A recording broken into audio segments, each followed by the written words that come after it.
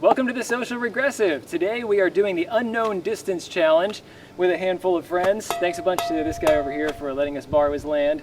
We're going to be doing targets from anywhere from 0 feet to out to 400 yards is about the max that we can get out here. And the targets we're going to be shooting today are clay pigeons being held in these nifty little Champion Duraseal targets. You might have seen some of these. They're the targets that you can shoot repeatedly. The bullet just kind of goes through and then it closes back up.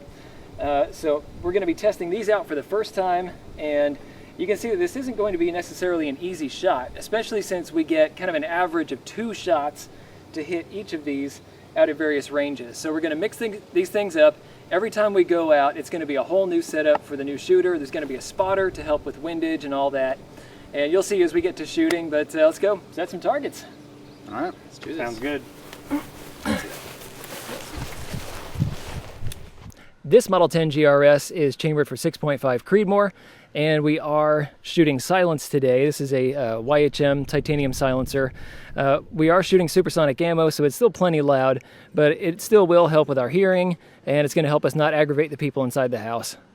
The shooter and the spotter both have their work cut out for them. After finding the target and adjusting parallax, they both estimate the distance to the target by measuring how many milliradians the target covers in the reticle. This measurement corresponds to a distance figure on the ranging card I prepared beforehand. If a clay pigeon covers 2 milliradians, it's roughly 60 yards away. If it covers 1 milliradian, it's roughly 110 yards away. And if it covers only 0.4 MRAD, the target is roughly 300 yards away. Once the spotter and shooter are comfortable with the range estimation, the shooter or spotter finds the appropriate drop values on the ballistics chart. The spotter also does his best to estimate wind using cues like swaying grass or mirage. The shooter then shifts his point of aim in the reticle to account for both values. The HDMR-II has very nice turrets, but for this challenge we're not using them. The HDMR-II is set up as a designated marksman scope and is primarily designed to be used locked down for kind of hasty shots. Shooter ready. Spotter ready. Hit, dead center. Nice. As you can see, the reticle provides all the elevation and windage adjustments we could need for shots out to a fairly long range. The H59 reticle in this scope is perfect for the task at hand. Each of the small hash marks measures a 0.2 milliradian angle, making precise range estimations a breeze. The glass clarity edge to edge is phenomenal too, so it's easy to read mirage and pick up on small windage cues. This is a pretty tough challenge, and it's one that I've done before for prairie dog hunting. I don't have a laser rangefinder, especially not for anything that's going to be that small. You can't really pick that up. So I pretty much have to do all my range estimation using the scope. And what do you guys think of the scope so far? I am loving the scope. It is just stupid good. Yeah, and it's precise. It's like having all those extra little dots and gizmos and crap.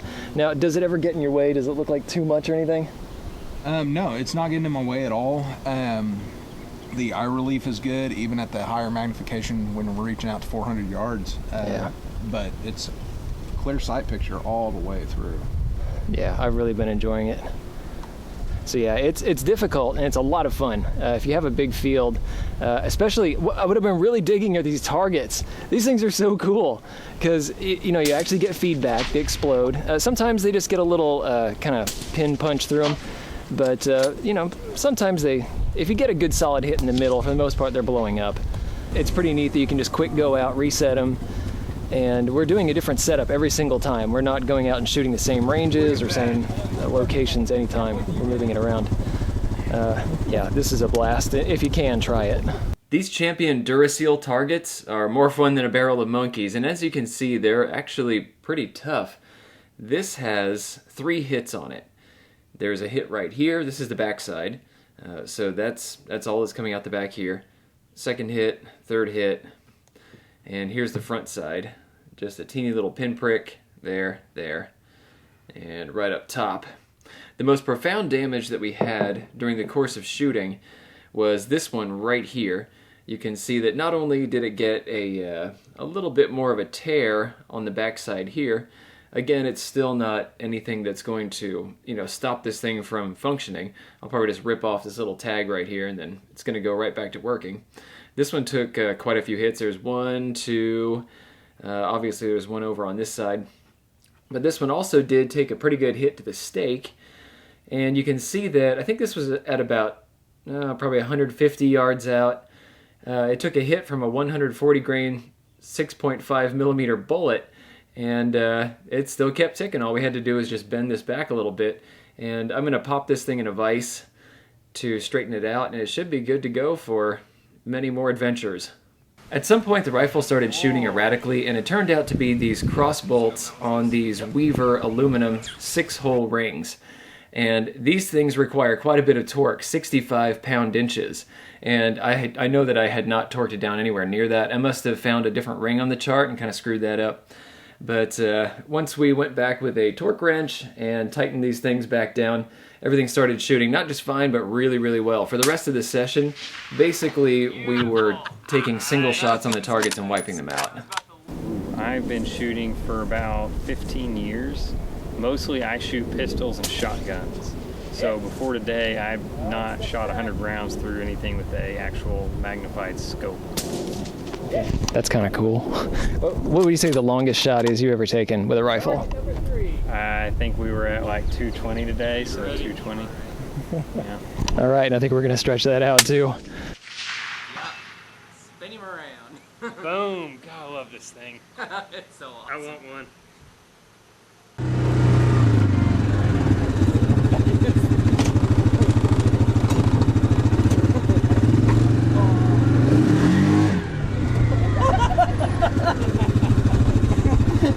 You bastard!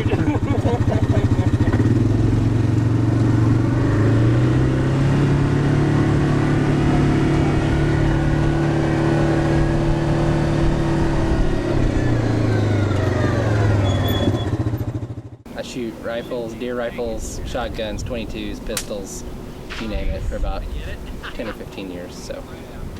And what's the longest shot you've taken? Probably about 275. Oh no, you shot 600 last time. That's true. I did shoot 600. That's right. It was all over the place, but it was 600. Shooter ready? Spotter ready. Yes! Straight through. Nice. I've probably shot for about between 15 and 20 years, mostly rifle, a little bit of shotgun, and a decent bit of pistol. The farthest shot that I've ever connected, I would say, is probably about 200 yards prior to today. By the trees in the shadow. Spotter ready.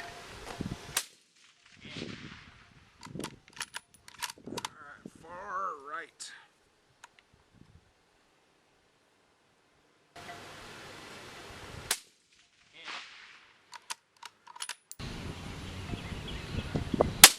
Got this. Hitting the upper left. Gotcha. Got it.